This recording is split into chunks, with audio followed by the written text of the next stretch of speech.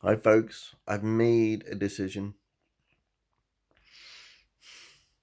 I'm going into inspirational speaking. Visit Scotland have offered me for my first taste of talking about. I can't remember what they said, to be honest. Talking about something in front of a group, a small group. And I've decided somehow to get myself into inspirational speaking. I haven't got any inspirational stories. One reoccurs in my mind constantly, and it reminds me why I'm here. It reminds me I'm still alive. Okay, late April 1985. A small 6-year-old boy falls from his bunk bed head first, sustains injury to his head, and sustains a blood clot to the brain, fractures his skull.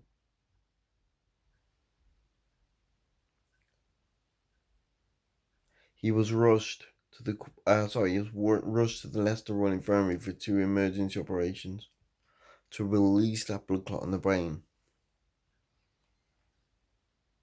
And then he was rushed to the Queen's Medical Centre in Nottingham, where he was transferred to the head trauma unit. And I do believe he might have had an extra operation just to be safe. There he would stay for several days until he came out. While in the coma, his mother and his family were told by the doctors he may never fully recover. There was always a chance he would never fully recover.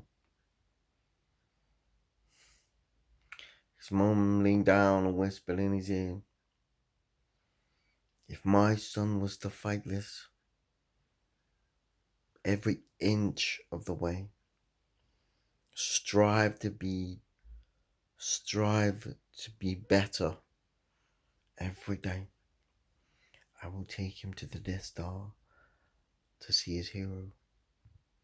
His hero was and still is Darth Vader.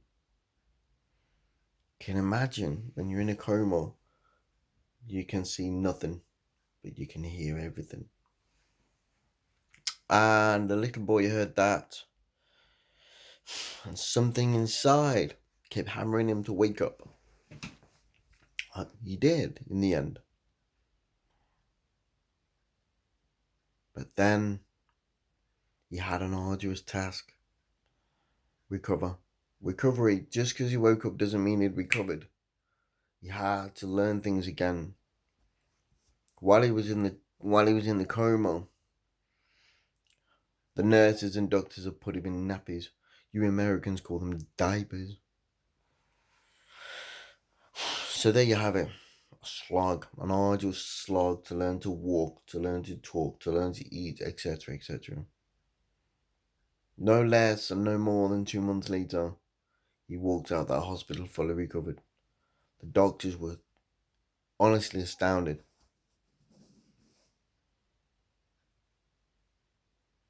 His mother kept to her part of the bargain. She called Darth Vader. And he was in the front room refusing to do his physiotherapy. His mum leaned down and she said to him, "What would you do if Darth Vader walked in the door?" To his reply came, "We all know he's not real, Mum. He's a man dressed up."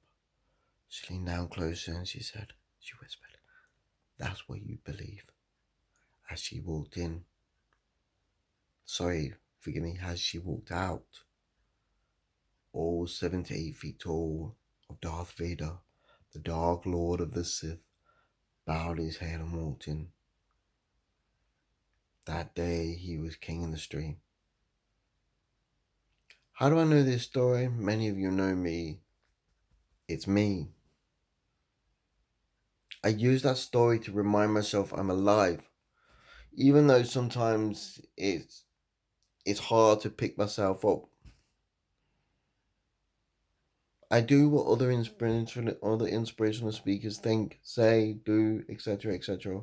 Arnold Schwarzenegger's 5 golden rules of success: have a dream, dare to chase that dream, don't listen to the naysayers, be prepared to break a few rules.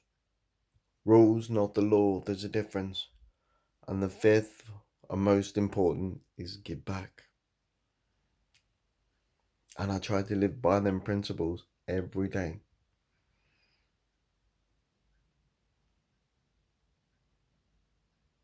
I hope this makes sense because I I I I go over this story every day. It reminds me that I'm alive, I'm here, and I'm making my dreams come true. Because what's life if you don't live for your dreams? Remember what they say here at Armstrong Border Tours: shake loose the borders, weave on and weave out.